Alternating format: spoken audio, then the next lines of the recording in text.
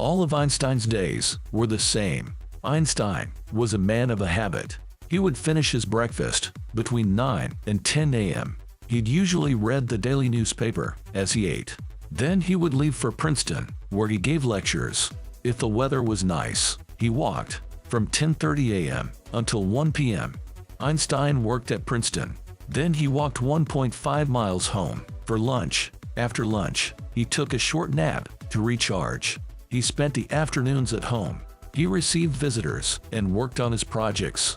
Einstein had supper around 6:30 p.m. If there were any papers due, he continued working.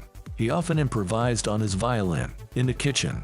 He liked the way the tiles made the music resonate. Fellow scientist Walter Friedrich said of Einstein's playing, "He bowed like a lumberjack." Then Einstein would go to bed and get his 10 hours of sleep. Next day he would do it all over again. Einstein was a fan of home-style cuisine. In 1943, he wrote to his friend, Dr. Gustav Bucke, I am one of those people who, faced with the alternative, eat well or sleep well, opt for a good night's sleep. His 1954 letter to Hans Mussum reads, So I live fatless, meatless, fishless, but feel comfortable with it. It almost seems to me that man is not born a predator at all. But he wasn't always like that. In 1913, he wrote to his cousin and future wife Elsa Einstein, Diet, smoking like a chimney, working like a horse, eating without consideration, walking only in really pleasant company. Einstein had his favorite foods and drinks.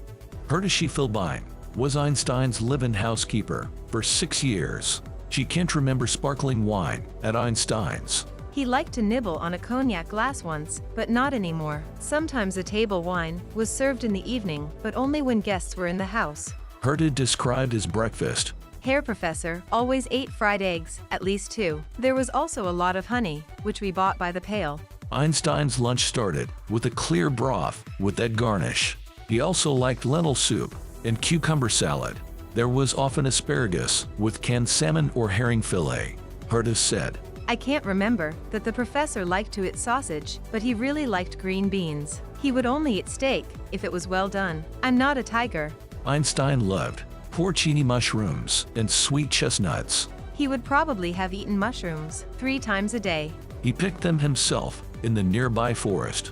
Einstein spent his childhood in Milan. He loved spaghetti and macaroni. Ever since, a bowl of seasonal fruit was always on the table, but strawberries with whipped cream were his favorite. Einstein ate them by the pound.